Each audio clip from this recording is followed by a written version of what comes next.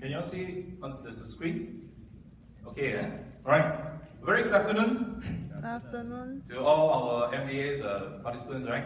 So my name is Casey Chong. So basically we do provide retirement planning, financial planning, all these services to our clients. So there's a Slido that we pre-prepared, but maybe due to time constraint, I'll just skip this at this moment.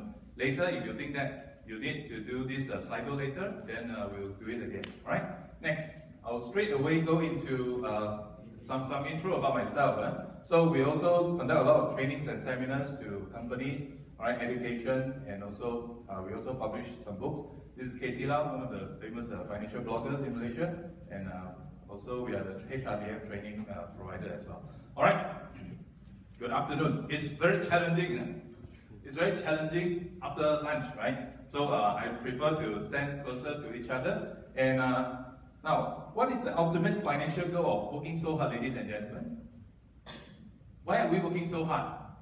Financially, what are our ultimate financial goals? Anyone? Earn money, earn a living, provide our family with living expenses. Are they all? Now you see, being a dentist or doctors or whatever, so our financial goals will be maybe earning a car after you graduate, having children, or even owning a house, or start your own business. And what's next? What is our ultimate financial goal if we work so hard? Have you ever thought of that? Okay, ultimately, financially, we plan to achieve financial freedom.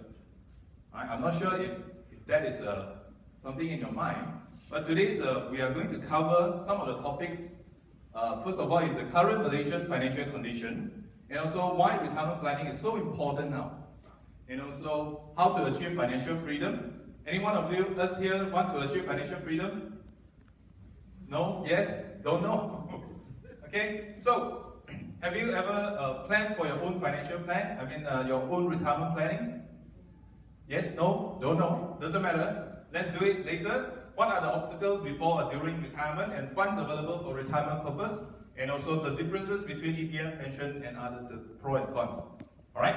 So we are going to cover these 6 topics. Okay? Next. Now, the definition of retirement planning is actually a process. We're not selling products here. The whole planning is only the planning, no products. Some people say, retirement planning, insurance, no, it's only the planning. Right? We must get the planning right before we implement any products, before we apply any financial tools. Right? So this retirement planning includes identifying sources of income, estimating expenses, implementing saving programs, and all this. But in short, in the diagram form, which is you use your resources. We do have resources, right? Financial resources. We have cash, we have investment, we have income. So these are our financial resources. So we have some financial resources, we add with some financial tools. Match yourself, match your income, or match our financial resources into our financial tools. What are the financial tools available in the market? You can use properties or investment or share or unit trust or insurance or whatever. Alright, all these are financial tools. And you match these 2 things and achieve your financial goal if you want to achieve financial goal or your retirement goal. Now, you see, many people misunderstood that, I earn money, I work so hard, I earn my income, and then, okay, after that I put aside some money. But how much money that are we supposed to put aside? Have we ever calculated how much amount that we are supposed to have? Now, we are going to do this very little exercise later to really calculate how much retirement fund that we really need upon retirement. Okay, now, let's do some simple definition and distinction between retirement and financial freedom. Now, the ultimate goal of retirement planning is to achieve financial freedom. See? Now, we can be financially free, but not necessarily retired. If we retire after financial freedom, then we'll feel very boring, right? So that's why I put up 4 quadrants here. Number 1 is, if you're retired and financially free, you choose not to work, right? If you are retired, you're already retired, you're not planning to do, but you're already financially free, so you choose not to work. because you do not need to work for money anymore. Okay? Next, you are not retired but financially free. You choose to work. Okay? We choose to work. We do not retire, we can still continue to work. Right? So there are a lot of people work beyond 65, 70 years old, still can work. Right? But financially they are okay already. So they do not work for money. Okay? Next. Also, there are people who are not retired and not financially free. This group of people are forced to work. Right? They are forced to work, no choice. I have to work. Okay? Because my kids are still young, my house mortgage are still not settled. Okay? Or my living expenses are not well taken care of. So this group of people are not retired but not financially free. Next, you also have a group of people retired but not financially free. This one, no work, no money, no choice. Which one is more thorough? Which one is more thorough? Now, if given the choice, where would we want to place ourselves at? Ladies and gentlemen? Number one. This is 1, 2, 3, 4. You want to retire, then financially free, right?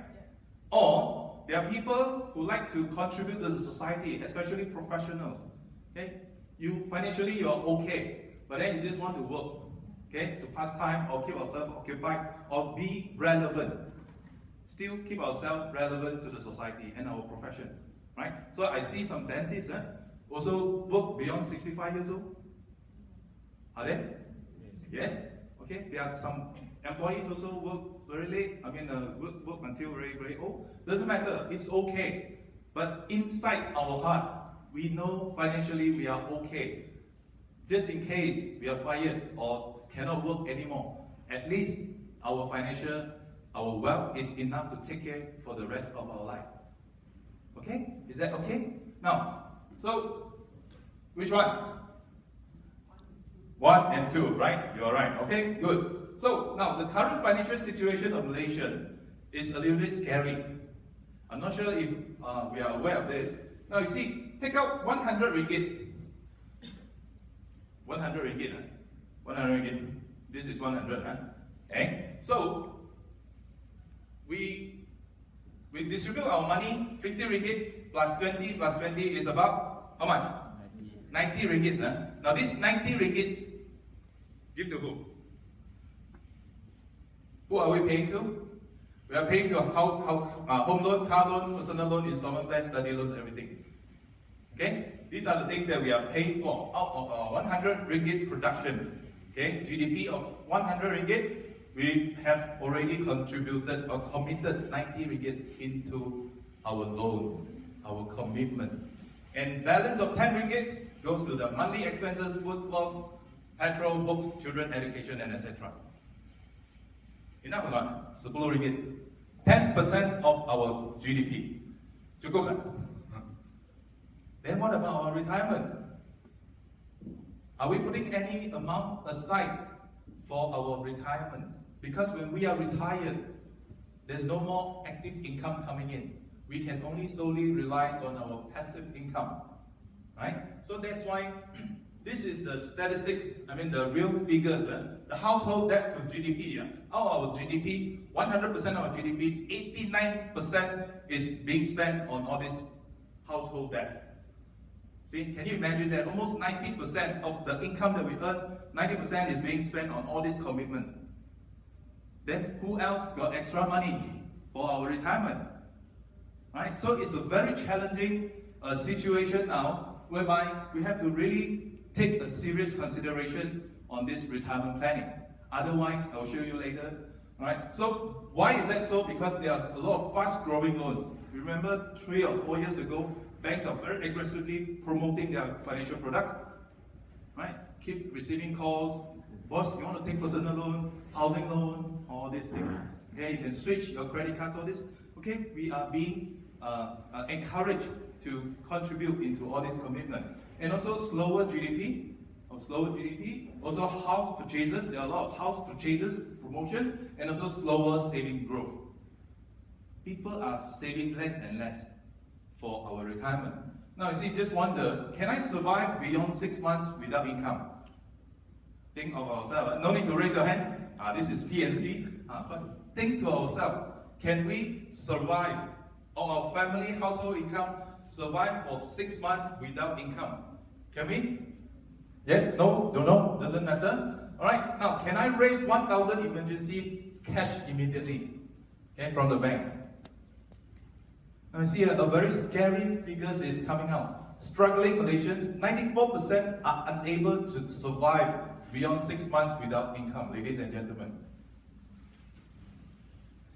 And 75% have trouble raising 1,000 emergency cash. See? So, money in EPF some more is not enough for our retirement. Money in EPF alone is insufficient for our retirement. It's stated that about 65% of EPF's contributors, 6.7%, 6.7 million contributors, have less than 50,000 savings and can only last for 5 years after retirement. So can we solely depend on EPF for our 20 years, 25 years of retirement life? Whereas this one is only lasts for 5 years. And how does it calculate that? EPF alone is not enough.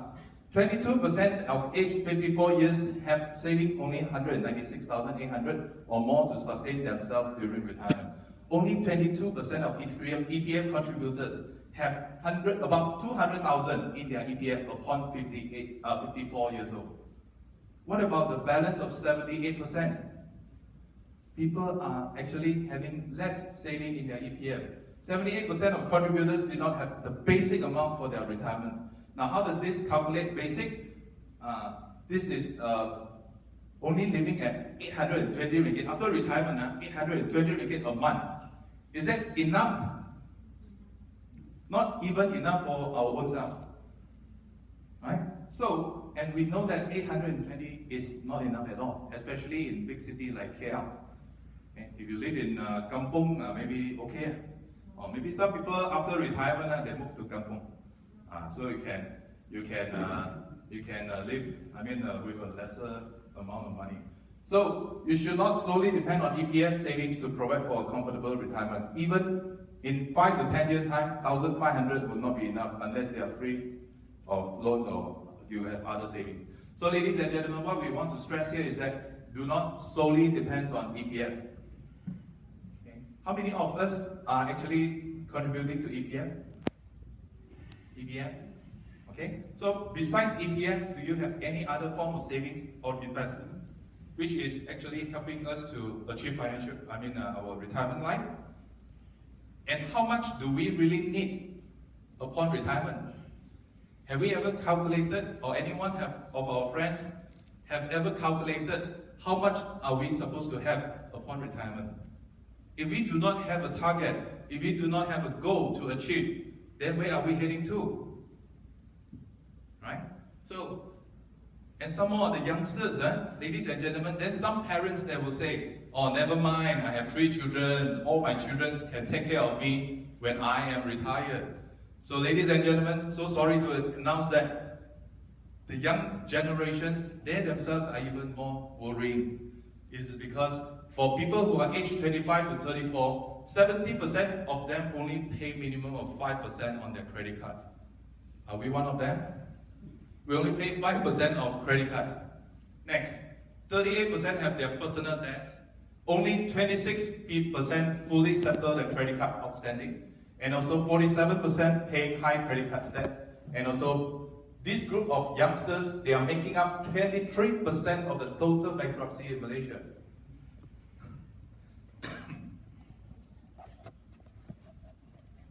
So, what does this mean? Can we also rely on our children for our own retirement? They themselves having problems financially. So, and some more prices are increasing. This is not a new story anymore. Right? Things are getting higher and higher in cost and price. Okay, so if we fail to plan, then we are planning to fail. See, so that's why it's very important to start our retirement now. So why retirement planning is so important in our current generation? Now, ladies and gentlemen, have we ever heard of our parents talking about retirement planning? Our parents, do they have retirement planning? No. Huh? Have you ever heard of, your parents, hey, they say, hey son, come. Why? Daddy is having a retirement plan. I am actually planning for my retirement. Have you ever heard of a parent saying this kind of thing? Retirement planning? No, right? Because in their mind and in their heart, they have already got a very good retirement plan, which is us. We are their retirement fund. Betul? Beside the EPF, we are the children. We are their retirement fund. You see? Now, it's a true fact. It's because, for example, just imagine that who are taking care of our parents who are retired now? Ladies and gentlemen. It's we, right? And in the future, when we retire, can we rely on our children to take care of our retirement? Which means, this generation, our generations, we have to take care of our parents, and at the same time cannot rely on the continuous support from our children, because they themselves have problems and difficulties. So it's very important for us, this generation, to really start planning for our retirement. Now, you see, according to demographic studies of Malaysia, in 1950s, sorry, a bit dark here. So 1950s, we have a population of about 6 million for Malaysia. This is Malaysia population pyramid. Okay, in 1950, we have a lot of youngsters supporting the older generations. Next, when in 1980s, you see, the youngsters also have quite a lot, then supporting the elder people. But in 2020, which is another 3 years more, right? Another 3 years to come. You see, the younger generations are shrinking.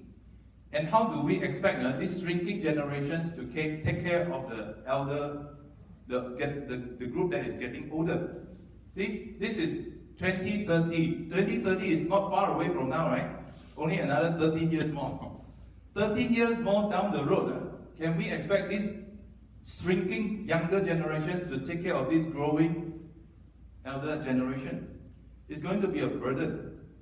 See? And somehow this is 2040 and this is 2050. We are going to have a population of 36 million, 38 million, and 40 million, ladies and gentlemen. Right. And Malaysians' life expectancy at birth, which means they start to calculate since young, since 0 age, and Malaysians are actually growing longer and longer. We are living longer and longer. Now, in 1960s, only 59.48 average age, our life expectancy is about 60 years old. Okay, moving forward, it's growing, and it's become 2010. Our life expectancy has grown up to 75%. And in 2015, this is the total population, we have a 75 years old. And male is 72, female is 78. It's always the female longer life than the male one. Why is that so? Huh? Why? Is there any scientific proof? What are the reasons the ladies are living longer than the men? Huh? Risky habits, maybe, right? Risky habits, Now, and also some people saying that I want to depend on my children, but my children will take care of me, according to some statistics saying that in 1965, 82.8% of people will rely on their children for their retirement, but it's getting lower and lower.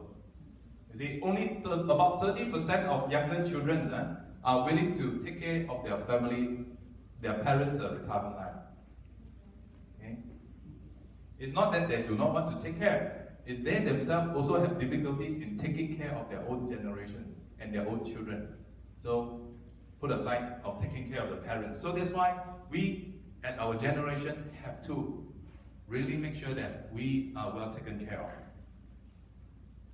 Okay, this is a very famous, study conducted by Yale University. So they have tracked from 25 years old until 65 years old, a group of youngsters, when they reach retirement, 1% of them become very wealthy, 4% become independent financially, and also 5% still working, and also 27 already bye-bye, and 63% are financially dependent, still depend on people, still depend on others, okay, for their retirement life.